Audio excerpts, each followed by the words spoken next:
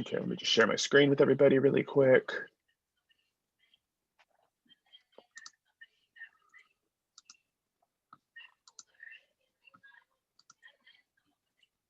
Okay, you can all see quote and paraphrasing now, right? Everyone good? Everyone see that? Yeah. Yeah. Okay, cool. All right. So this is just kind of really like an overview on situations where we would quote and situations where we would paraphrase, kind of understanding like why we do one versus the other, kind of understanding the situations where one would maybe be more appropriate than the other. There is no idea of like what's right and wrong. Like one of these is the best way to do it. One of these is a better way. It's just a matter of difference, right? And so we'll kind of talk about that. And that's true of a lot of things in writing, right? That's true of sentence variety. That's true of grammar structure. That's true of how we organize our ideas. That there's not this idea of like, this is the only way to do it, right? Just like there's no idea of right idea of like, this is the only thing that's for dinner, right? It's this idea of like, well, sometimes you want variety, right? So you want maybe a little bit of this and a little bit of that, and one can be more appropriate in one place and maybe less appropriate in another. So we'll talk a little bit about like some strategies for when to use specific quotes or paraphrases over others, and then kind of generally go over. I'm just grabbing my Trevor Noah book too. There's a place that I want to reference when we're talking through here. But we'll talk about when it's appropriate to use these and how to most effectively use these in your writing. So why do you think, just kind of generally, what's a good reason to use outside sources in your writing? Who has some ideas? Why would we quote somebody or paraphrase somebody in our writing? Why use an outside reading? To give a more like a professional's point of view on something, someone who's like a subject expert or something that supports your position from somebody who has maybe a little bit more of specialty in your topic. Yeah, that's a great point, right? Like it adds credibility to writing, right? Like it adds, we're constantly in a situation like that, right? We want to hear experts talk about things. Yeah. I mean, especially right now, right? Like I want to hear, what do the experts have to say? And so absolutely, you can add expertise to your writing. Good. What are some other ideas of why we would use quoting and outside sources in our writing?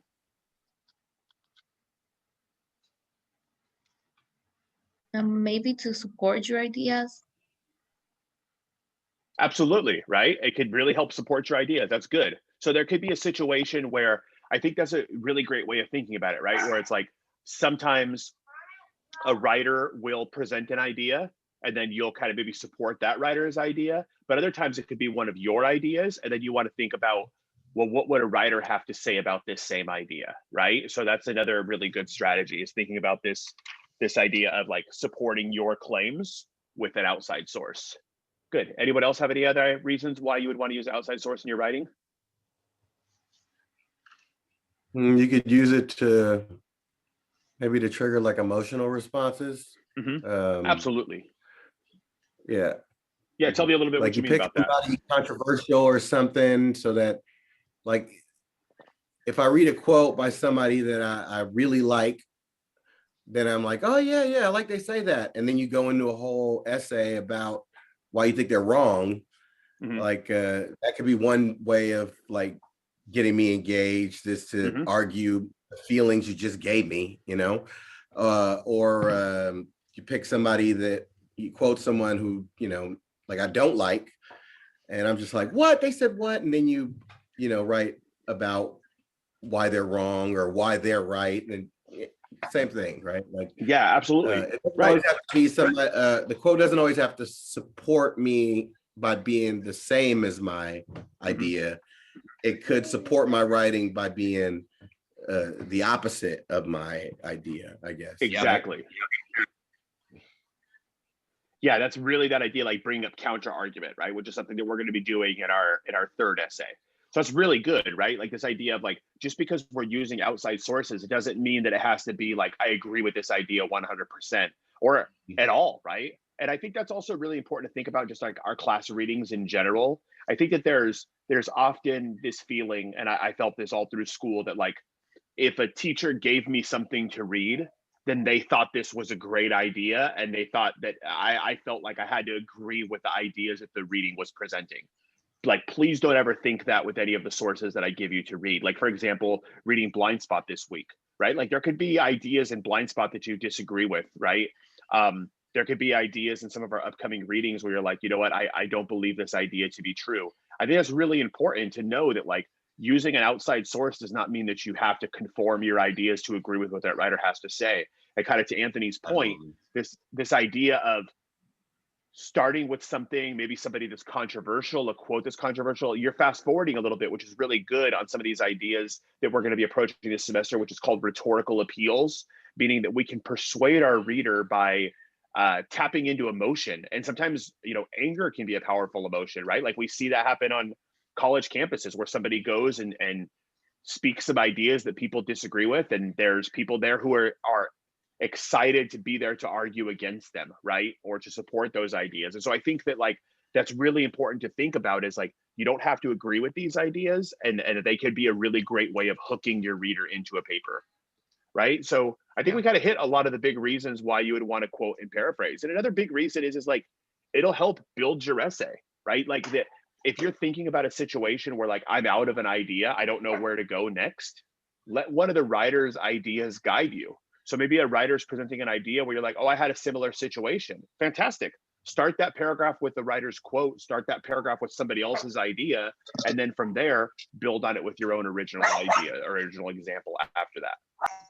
And I think you touched on this a little bit, but yeah, even if you're disagreeing with it or agreeing with it, by using all these outside sources, you're showing your reader that you're thinking beyond yourself, that there's more to this argument than what you're saying, and you're able to bring in all these other expert opinions or like firsthand experience and all that really helps develop things. I kind of have a question about that. Wouldn't that kind of discredit your argument a little bit? Like, I know, like, obviously there's like, for a lot of topics, there's like scientific research and opinions and stuff on both sides. But if you're trying to write like a research paper and say, like, yes, this is, you know, what it is, and this is what I believe, and this is da da da da da. If you bring in somebody that or like bring in a quote from somebody that possibly like discredits your argument, like, doesn't that kind of work against you and not for you? Well, so I think that's go ahead, great Chris. Point. Sorry, did you want to go ahead, Jose? No, go ahead. No, that's a great point, and I think that's, you know, part of the importance of like doing the research and looking at other opinions and stuff. If you find an argument that like totally discredits what you're saying, then that's probably something that you need to address, right? Like, that's not something you can totally ignore, but maybe you can use that in a way to kind of like change your argument a little bit to kind of fit what they're saying and what's going on. Or maybe you can find, if it's something that you're like, if you're really down home of like, no, I actually have evidence to back up my opinion and so forth, then you can go out and try and find like other sources, and like, but if you find something that really is like that totally damning to your argument, yeah, that's something you should probably discuss. That's something you should probably bring into your argument and say, like, well, there is this opinion on this thing too. Like, although this person says this, I've found evidence on the contrary, kind of deal. Yeah, exactly. Yeah. And the thing is that, like, kind of in your question, you said, like, I forgot how you phrased it, but you basically said something like, this is the opinion on that.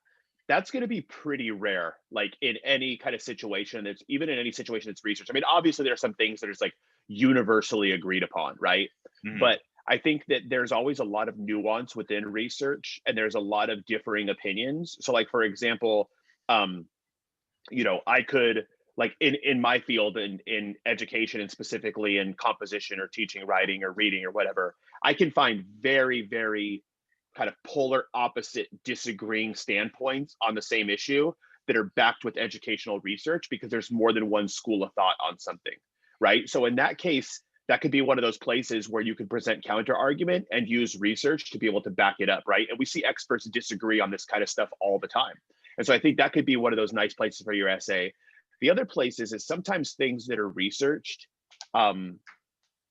it's funded, right? So a lot of times, even the very nature of how research gets done has its own bias. Like, who's conducting the research, who's paying for the research. And a lot of times you could just say like, it's not enough to say like, hey, studies show this. The other thing to think about is that sometimes our own critical thinking can bust a hole in a study. So to give you like a silly little example, my wife and I went to Mexico to like this all-inclusive resort. And then when we were there, like the trick of those things, they're always trying to get to talk to you about like, you could buy a timeshare down here. And I'm like, no, we're good, dude. But like one of the guys tried to give me a little bit of research. And he's like, did you know that research shows that people who vacation are less likely to die of heart disease? People who vacation regularly. And I was like, I don't buy that. And then the reason I don't buy that, even though that's what his research shows, and it can be peer evaluated and this, that, and the other, is that there's no real relationship there for me. I was like, well, people who can afford to vacation regularly probably also have good health care and maybe see a physician regularly. So they're able to monitor their heart health. And the guy's like, ugh. And I'm like, yeah, so I see correlation there. I don't see causation there, right? So our own experiences, our own critical thinking can be responsible for saying, hey, this research may say that, but it may be one of those things where it's not good enough. Or maybe your life experiences, right? Sometimes we read about things that what research say. Like my wife works as a nurse, and that was always one of the things she talked about, is like when she was studying for the NCLEX to become like the registered nursing state, was like, what you're studying for and what the real world is like in the hospital are two very different things. And I see that in education all the time. I read research by people who very clearly aren't writing about what it's like to actually teach a class. They're writing more about things theoretically. So I think that your life experience, if this is something that you've experienced, if you're like, hey, here's what the research says about raising children, but I've raised kids, or I've done X, Y, or I've done Z, or whatever the case is, like my life experience accounts for something, right? So I think there's a lot of variety there in which you can look at. So good. So here's some different things. Like we hit on a lot of these, right? You can provide an additional perspective. They can affirm your point, right? Kind of like be that strong nodding head along with you. You can provide a counter argument to Anthony's point there. They can show kind of like prevailing or popular thoughts on a topic, right? Obviously you show data, right? Like Katie's point, like making your point stronger, adding that expertise. They can help you develop your expertise. That's also really important, is in the process of researching, you start to become an expert on something. So like this week, as you're reading about this topic of thinking about bias and reading Trevor Noah's book and single story perspectives, like you're developing an expertise on it, right? And then outside sources can make your argument more credible. Any questions on anything so far? Other than the places where we talked? So it's all about thinking about a section, right? And this is what we're going to talk about, is like, how do we pick something that we want to quote or paraphrase, right? Like that there should be these moments when we're reading something. And this is an argument of why rereading is a really strong strategy, right? Like we read something and then we read it again, and then we even maybe read it a third time or a fourth time, right? Like that the reason, and it doesn't mean that you read every single word the same way, right? But that like when you're reading something the first time through, you're reading through it the first time through to get an idea for what the whole piece is about, right?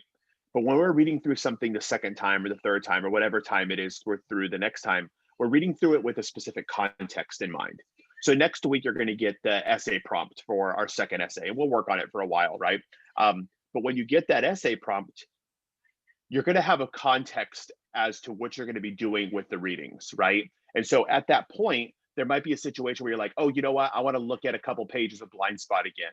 Or there's a few pages of Trevor Noah's book that I want to look at again. I want to reread this chapter or whatever the case is, because now you're kind of thinking about, here's why I'm reading it. Here's sections that I'm looking for. And as you're reading through it, maybe there's an idea that just jumps out and it's like, oh, this speaks to what the essay prompt is about. Or, oh, this relates to a life experience that I had.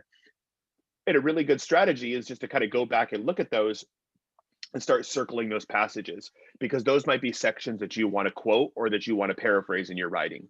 So when you're selecting a passage that you quote or paraphrase, you want to think about, you don't want to take something that's too small, but you also don't want to take something that's too big. I mean, obviously, you're not going to try to quote a whole paragraph, right? Or a whole page or anything like that.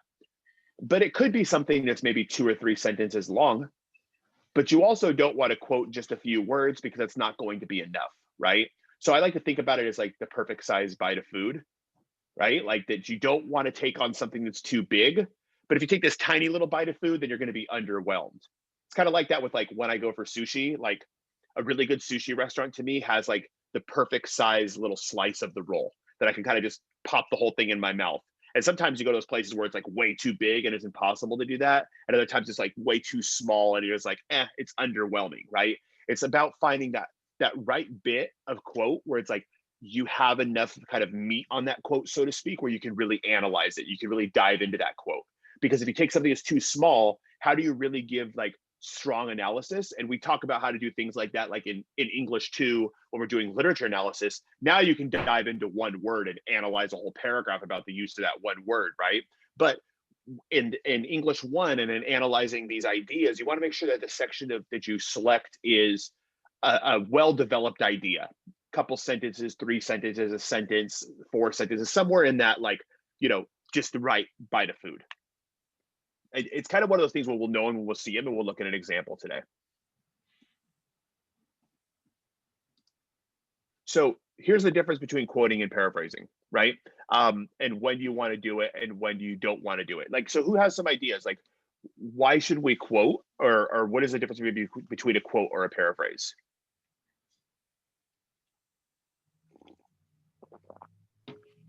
Well, a quote is the exact idea, wording, statement that someone else said.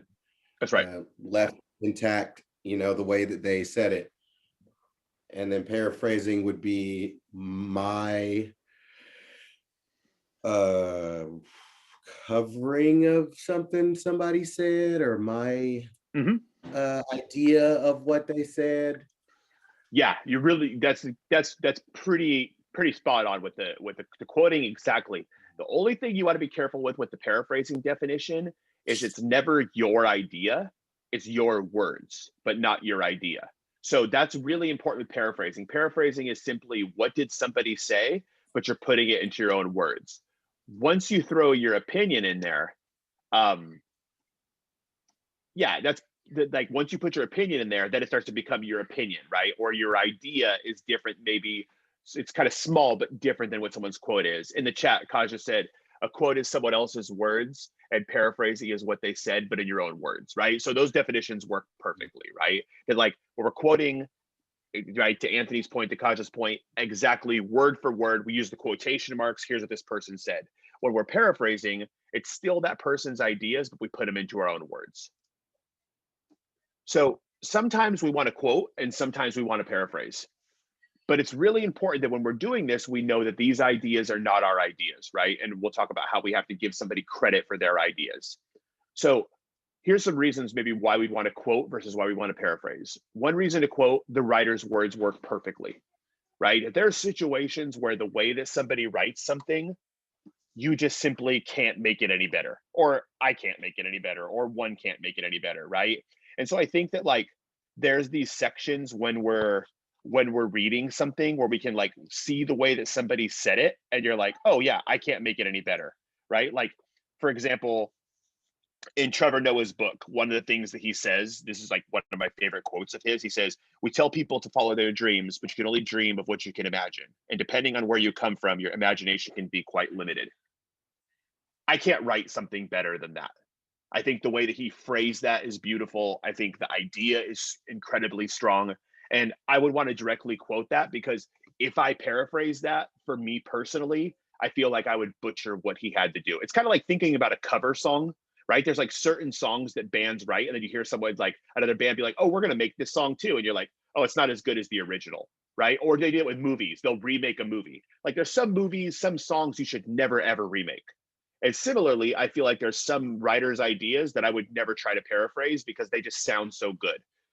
That's all subjective, right? There's no right or wrong. You can paraphrase that if you want. You can do a great job with it. It's totally up to you. I'm just saying for me personally as a writer, that's an example of one of those sections where I wouldn't try to change that writer's words.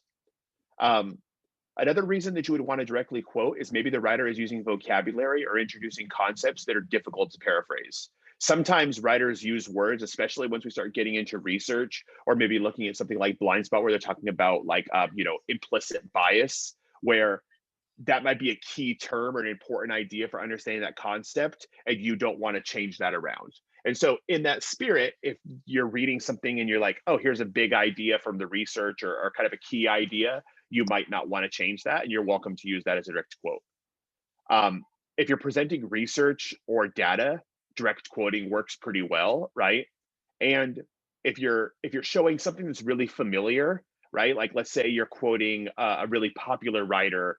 You're quoting, like, sometimes, things that quotes that everybody knows. Sometimes people will start an essay, like in the last essay, I read a couple that had like a popular quote from like Einstein, or a popular quote from someone started a quote from Nelson Mandela, or right. There's all these like really popular quotes that a lot of people know. That would be another nice place to make sure that you're using a direct quote instead of paraphrasing that idea. Any questions on when we should quote versus paraphrase? So with paraphrasing, Sorry, I have a question. Sorry, Oh, yeah, I'm absolutely. parenting while I'm listening, and so I'm yeah, no jumping problem. Me back and too. forth I'm to my parenting computer. while I'm teaching. So So you said, I heard that you said that when using like data or data and stuff, you probably want to quote versus paraphrase. But Sure. if you're using like, like so and so says 75% of blah blah blah, would that count? Like if it's a very kind of a lengthy statistic, or a lengthy like percentage, and you don't need all of it, like if it's like 76% of so and so, hold on babe, 76% of so and so do XYZ, 13% of so and so do ZYX, and 5% whatever. Is Right. that a case where you would paraphrase versus quote, or do you want to quote that entire statistic? You could. So the other thing that you could do is you could use the ellipsis, which is like the 3 dots, and you could just get rid of the section you don't need.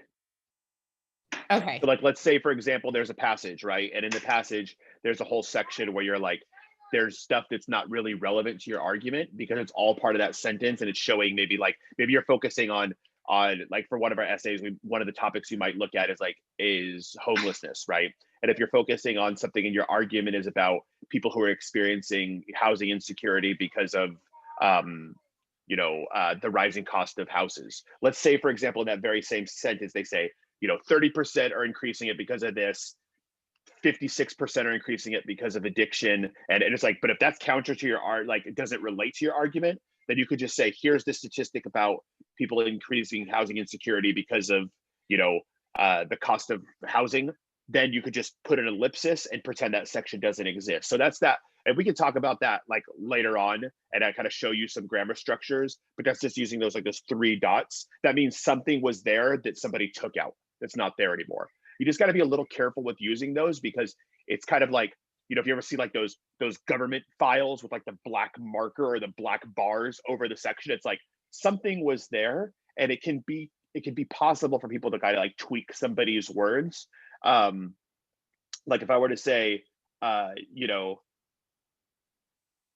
if I were to say this movie was far from good, and someone got rid of far from, and it's like Jose says this movie was good. It's like, no, I didn't. Right? Like, so I know it's an extreme example, right? But like there can be times where we can kind of tweak what a writer is saying, or maybe there's the beginning of a sentence, and it's like someone would say like, while I agree that it's important that we reopen schools, comma, and here comes something else.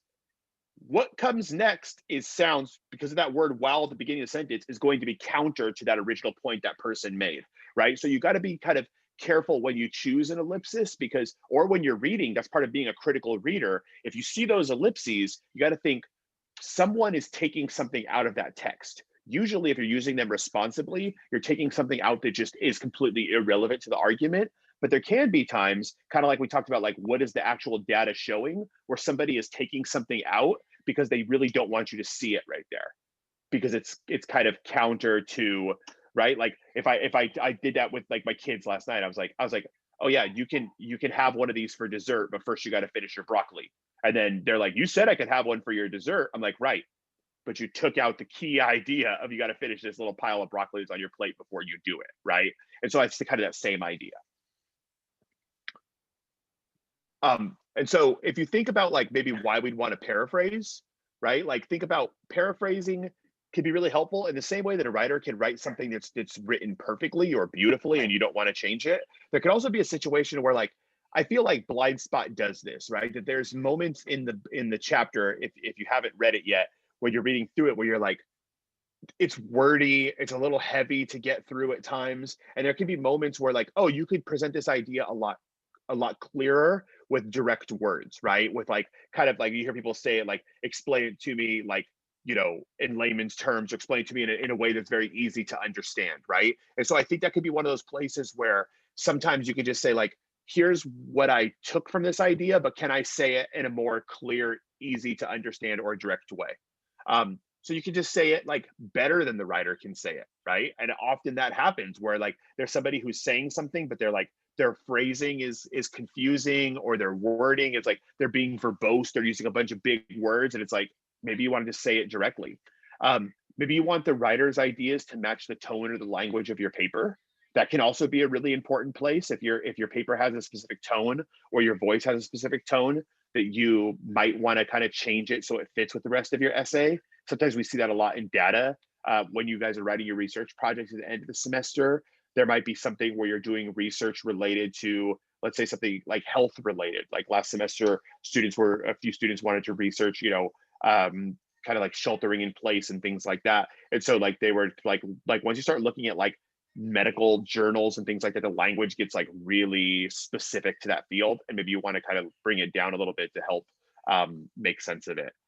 Maybe it helps you internalize or kind of own the idea. If you could paraphrase something, if you could read a passage and say, here's what this means to me, here's what this writer is saying, and put it in your own words, you own that idea, right? Like it really helps comprehension to be able to paraphrase something, right? That's like a really strong reading comprehension tool. Like both working ever since like people are starting to assess reading, is that the idea of retell.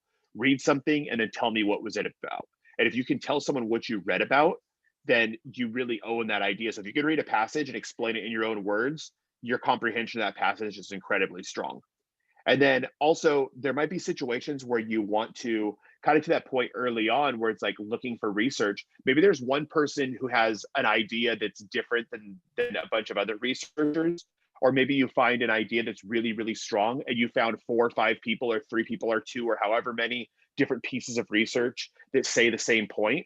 Instead of directly quoting that, you could paraphrase that idea, and then you could give that idea credit to multiple people. That's really powerful, because then what you're doing, you're just saying, here are 4 or 5 different researchers or different pieces of research who are all saying the same exact thing. So if all these people are making this argument, then there's some power to it. There's some perceived truth to it. And we see that happen with Blind Spot and with Danger of a Single Story, right? In Blind Spot and in Adichie's TED Talk, there's a lot of crossover. There's a lot of places where I could create a paraphrase of the ideas that they're saying and say both of these writers, or all 3, because Blind Spot has 2 different writers, all 3 of these writers are saying something very similar, and there's power behind quoting all of them and saying that. Any questions at all?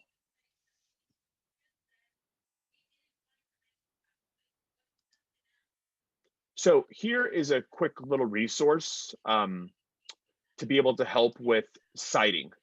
So it should have took you right there, right? You guys can all see where I am right now.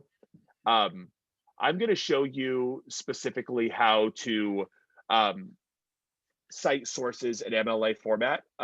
We'll talk about that next week and give some different examples of that, because you're going to write a works cited page for this upcoming essay, right? But we'll worry about that later. But one of the places where you can get really good resources is using University to Purdue's OWL. I've linked to this before when we did the MLA heading for the essay, but when you're over here in the OWL, like you can just kind of do a general search. So like up here in the top, I'm just going to do a search for MLA in text citation.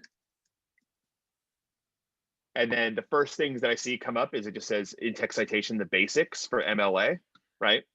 And this will take me to like basic rules, give some different examples, show me how to do it, right? Like this is a really, really helpful resource.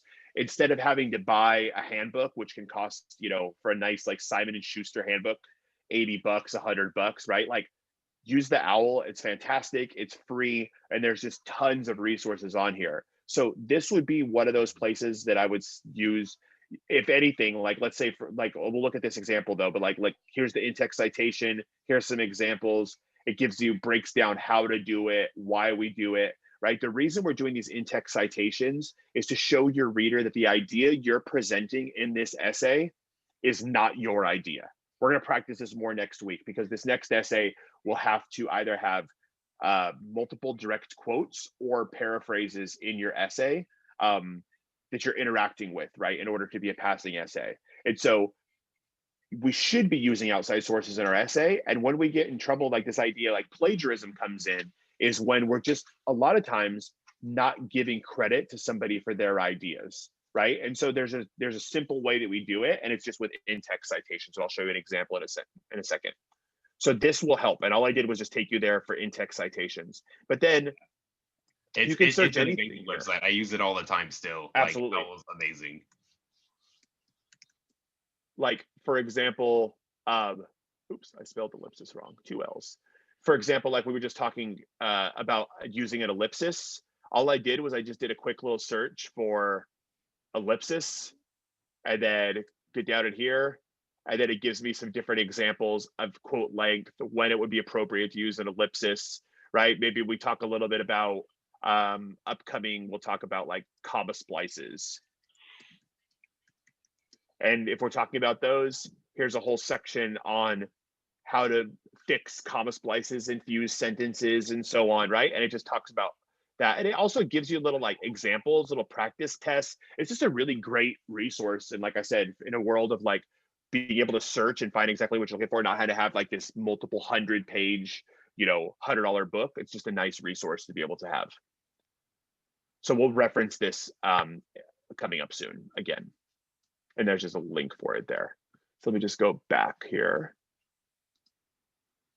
and go back to full screen. There we go. So here's a couple examples of what they would look like, right? Here's some quote from Blindspot.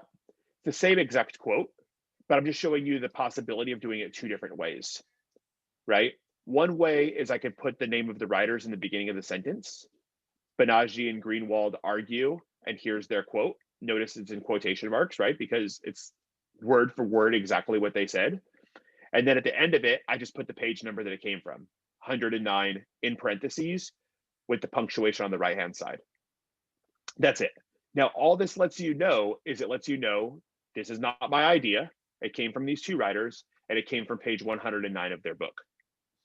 You don't have to introduce it at the very beginning like this if you don't want to. You could just give the quote. Maybe your introduction is in your own words at the beginning in a previous sentence, something like that.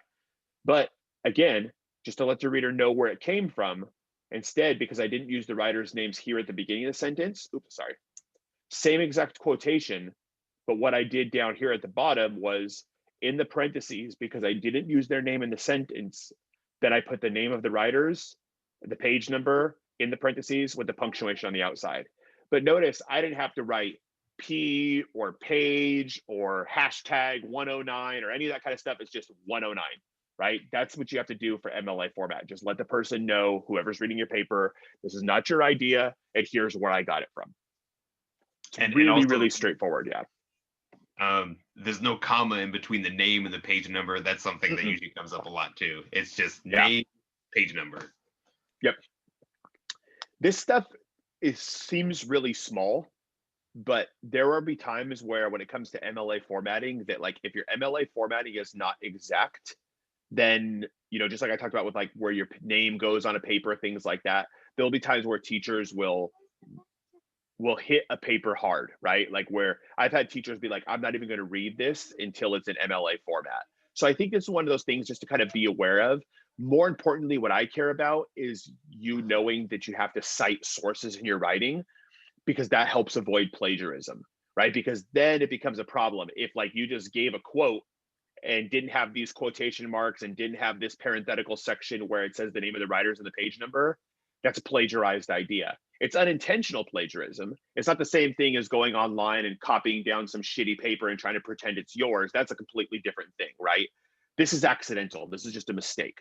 But it still counts as plagiarism because it's not the idea that's yours, and it's kind of integrated in your writing. So instead, just adding these, and next week we'll have a mini lesson where I'll break down this idea of how to do quote integration and how we interact with these quotes once we put them in the writing.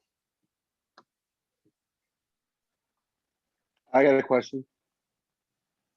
Hello? Yeah. Yeah. Oh, okay. What happens if you want to quote, or if you're trying to quote something?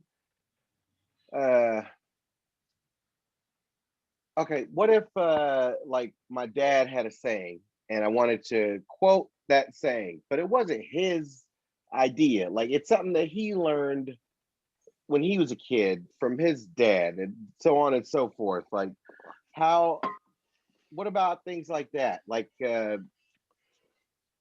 sayings or something that are like, yeah. So a lot of times, like there is kind of a way to now, right? Like document pretty much everything from a direct quote in an article to something even as informal as a tweet, right? One of the things that you could do is just like something simple at the beginning of a sentence. Like I'm not going to hold it to that strong of a standard, but you could say like, my dad used to always say quotation marks, here's what he said, right? Or there could be like, there's an old saying, or there's a popular saying that I heard from my dad, quotation marks, and here it is. I'm not expecting you to cite that in a works cited page, but when we move on to the research paper, things like interviews, you can absolutely cite those in a works cited page. Tweets, different posts in social media, like what's considered to be sources of information now is, as you're learning at LR10, is one of those constantly changing things. But if it's something as informal as like a saying, or like, one time my dad told me, just put it in quotation marks, that's fine. There's no way of documenting what page number it came from or anything like that. But later on in the semester, kind of as a case-by-case basis, as you're doing your research projects, there will be times where you may need to fall back on like, how do I cite this thing? And it's like, I can help with that. And then definitely Atticus and LR10 can really help with that, where it's like, there will be some kind of like, what is this source that I'm looking at? Is it an online journal? Is it an online database, article? Is it a study, like, and really kind of trying to figure out what the sources you have and how to be able to cite that. I think also a good rule of thumb when you're thinking about those things is like, when you're thinking about whether or not you need to cite something, think about like how common knowledge is this idea. If it's like a specific saying that your dad says like all the time, then maybe you wouldn't mention like, this is my dad saying. But if it's like it's something like oh, when the going gets tough, or like when the going gets tough, the tough get going, or something like that, like something that like everyone's heard before. That's not something you necessarily need to quote. Like that's a common knowledge kind of thing. It's like saying exactly. The sky is blue. I don't need to go and look up an article to prove that the sky is blue to like kind of like give that example in a paper. Exactly. So that's a good like rule of thumb to think about when you're deciding whether or not you need to actually find a quotation for something.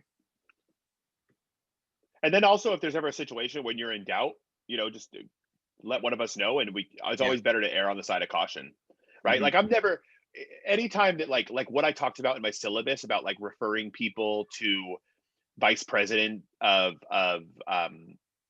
student services for things like plagiarism, the only time that happens, it's never with this.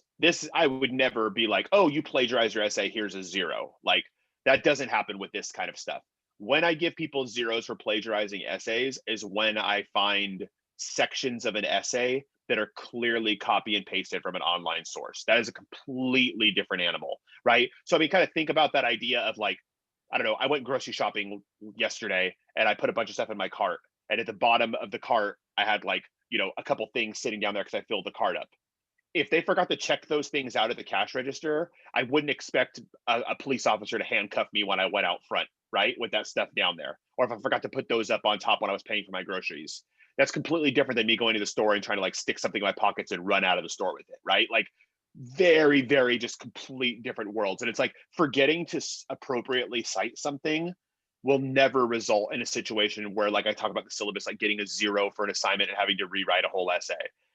I see the opposite of that happen, but that's again in a situation where somebody is like very obviously trying to copy something from a source that's not theirs and pass it off as if it is theirs, right? There's unintentional plagiarism. I don't even like that they're called the same thing, because one is a simple mistake, or that I haven't done a good enough job in teaching something or reiterating something in class, and the other one is just blatant cheating. Two incredibly different things from each other, right? It's kind of like, not knowing the rules versus like trying to cheat, right? Like totally different. And so like always err on the side of caution or ask us. But again, these things, I expect to see mistakes with this in writing, right? Because we're working through the skill. So it's like, if you're like, oh, I forgot to put the page number or made a little mistake there, I'll make a mention in my notes, because I'm trying to, help teach and reiterate that skill. But it won't be like a, you plagiarized your essay, you're in trouble kind of thing. That's not at all what I'm talking about in the syllabus. All right, so last little thing, I just want to practice this with people. So here is a section, right? I think this would be something, where you could easily paraphrase, or you could directly quote this. I'm going to give you, a few minutes, and I want you to think about maybe a strategy for how you would paraphrase this. So what I would recommend to be able to help you paraphrase this, now you can keep some of the same words if you want to. You could change some of these words around, right? Like, but the idea has to stay the same. So what I would recommend to be able to help you with paraphrasing this idea is, here's a few strategies. We're going to read through it a couple times. And what we're going to do is we're going to look for absolute key ideas that this writer or these writers are presenting, right? So what are at their core the key ideas that are being presented there? Meaning, if I want to explain this to somebody in my own words, what do I have to include to feel that I've been able to encapsulate the whole idea the writer's presenting? Not a piece of it, right? But the whole thing, what's being said there. And there might be some ideas in here where it's like, okay, I have to make sure I include this. Are there words that I can change around? Are there words that I want to leave the same? Because a paraphrase can still have some of the same words, right? But let's try to think of like, how would we put this in our own words? So the same mental abilities that allow us to perceive and categorize appropriately, that are necessary for us to learn to understand, and that make us successful in detecting and recognizing, are also the same abilities that can lead us astray. So in this section, right, these two writers are talking about how, right, if you haven't had the chance to read this whole passage yet, or to read this chapter yet, they're really talking about this idea that when we stereotype or when we use bias, that it's just something like even the title of their book, right? As I talked about in like that little synopsis about the book, that it's like we have hidden biases, and just having biases doesn't mean that you're like a horrible person, right? Because that's what they call it, like, the hidden biases of good people, right? And this idea of like, this is just something that these writers argue that we have in us. And so in this passage, they're talking about this idea of bias and stereotyping, how there's a part of our body, a part of our brain that has it, that can be beneficial, but there's also that same part of the brain that has it that can kind of cause some trouble. And so I want you to kind of think about, if you were to put this into your own words, what would you say? And let's just write this out in the chat. So take a few minutes, take a look at this again, right? The same mental abilities that allow us to perceive and categorize appropriately, that are necessary for us to learn and understand, and that make us successful at detecting and recognizing, are also the same abilities that lead us astray. Take a second, couple minutes, and then when you think you have an idea, there's no wrong answers, right? We're just practicing this. Write it out in the chat, and we'll take a look at some examples. I'll give you a few minutes.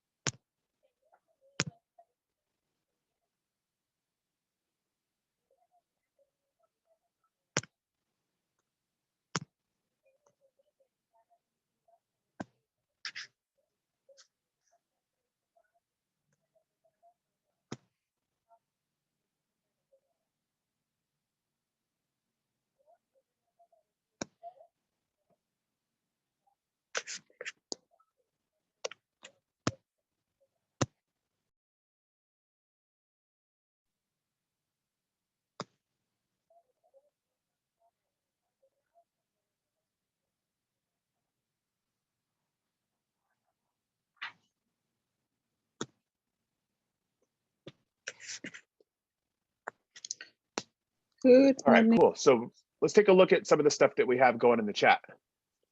Balaji and Greenwood talk about the same mental abilities that allow us to perceive and categorize things that make conceptual and recognize can often lead us astray.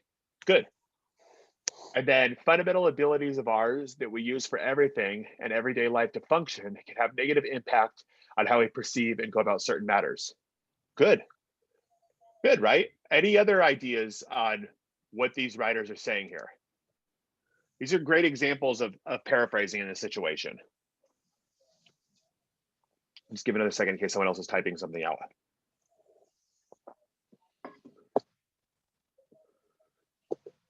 Because if we're looking at what they're saying, it's just like we have these abilities to be able to categorize things and to be able to make sense of things, right? And understand things.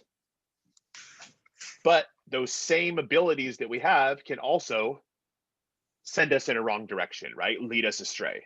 And I think that's kind of the core of what they're saying, right? This idea of like, well, yeah, we categorize stuff all the time, right? I categorize things and maybe I could say, here's things around the house that are dangerous, right? The same way that I categorize that can also, that part of my brain that I'm using can maybe lead me in the wrong direction when it comes to categorizing other things, right? Any questions at all about that strategy of being able to take a writer's passage and put it into our own words?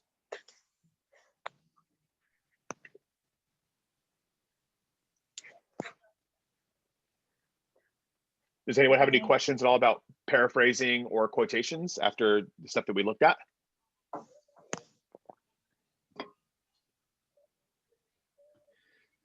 This could be a double-edged sword.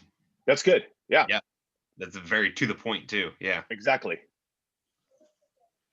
Perception and categorization have positive and negative effects. It's up to the individual to realize this and act accordingly. Yeah, and I think this is a nice example, Carlos, about this idea of like where you're starting to kind of put some opinion in there after the direct idea, right? So like I would say perception and categorization can have positive and negative effects.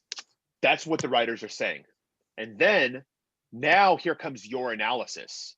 As a result, it's up to the individual to act accordingly. That's your idea, right? And there now you can say, for example, so you can see how even with that section you have there, that's really good because I'm going to share this for everybody to see because it just came in a direct message to me just so people can see. Sorry, I didn't realize people can see what I was talking about. So I'm just going to copy this over. But you can see in this paraphrase that Carlos just sent me that this beginning section, perception and categorization can have positive and negative effects, which is really similar to that idea that Anthony's saying about the double-edged sword, right? Direct and to the point. Now let's imagine that he was analyzing that idea and say it's up to the individual to realize this and act accordingly. That's where his opinion is coming in. And there's where we can start showing some kind of reasons why or some different ideas to be able to support that, right? So that would be another great example of how to be able to build on that. Any questions at all before we're done kind of focusing on quoting and paraphrasing?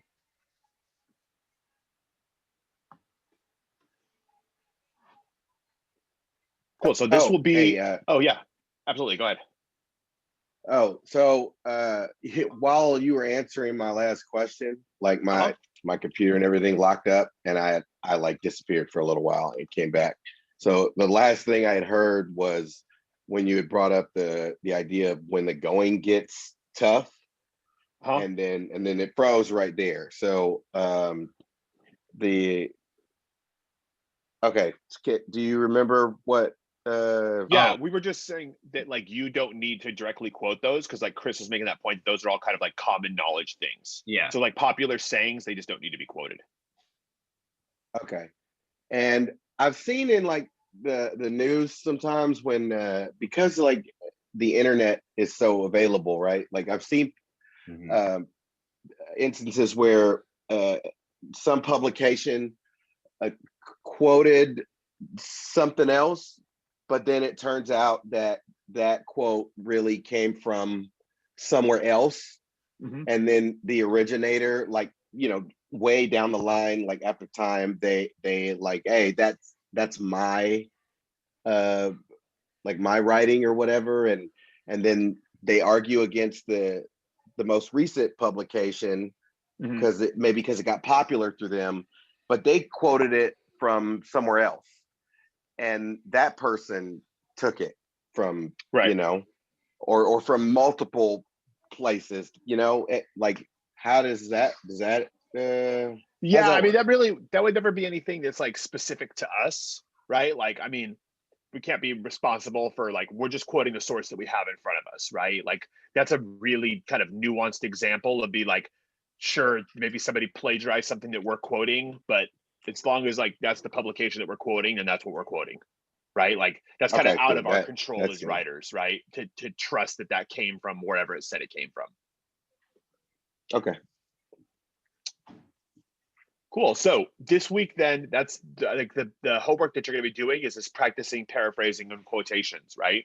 So use some of these strategies and finding that section where some passages that you think stand out to you, right? That from any of the readings that we've had, right? Like a passage that stands out to you, things that you think are important, ideas that you really want to be able to interact with, and then you're going to be practicing paraphrasing a couple of those ideas, and that'll be the assignment that we have on Canvas this week. Let me just stop.